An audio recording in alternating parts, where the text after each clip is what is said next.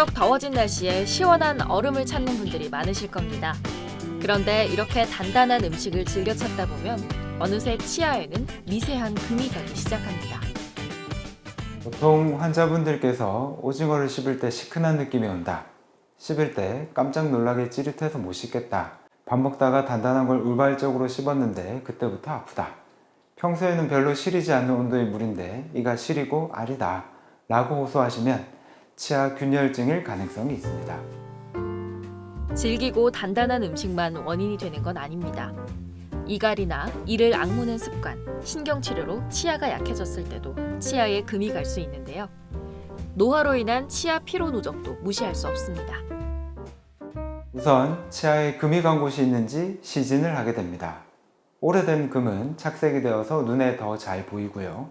눈에 잘 보이지 않는 금은 염색약을 이용해서 확인하거나 밝은 불빛을 여러 방향으로 비추어 보면서 금이 간 부분을 찾습니다. 그리고 저작 테스트를 해보는데요. 작은 나무 조각이나 고무, 솜 등을 씹어서 증상이 재현되는지를 확인합니다.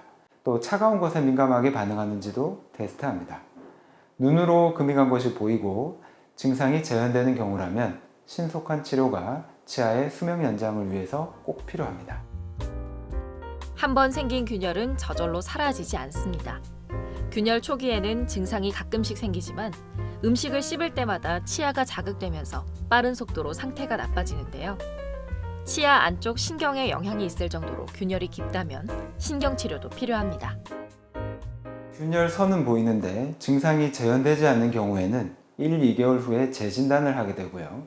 신경이 살아있고 증상이 재현되는 경우에는 금간 부분을 제거하고 레진으로 수복해준 다음 치아가 더 벌어지지 않도록 전체를 감싸주는 크라운 치료를 하게 됩니다. 보통은 금이 신경까지 가서 증상이 있는 경우에 치과를 찾게 됩니다. 따라서 신경치료를 하고 크라운을 씌우게 되는 경우가 많습니다. 균열을 방치해서 금이 뿌리까지 진행이 된다면 치아를 뽑아야 하는 일이 생기기 때문에 늦지 않게 치료하는 것이 중요합니다. 균열된 치아는 해당 부위만 치료하는 게 아닙니다. 인접 치아와의 교합, 영향력까지 모두 고려해서 제대로 시술해야 하는데요.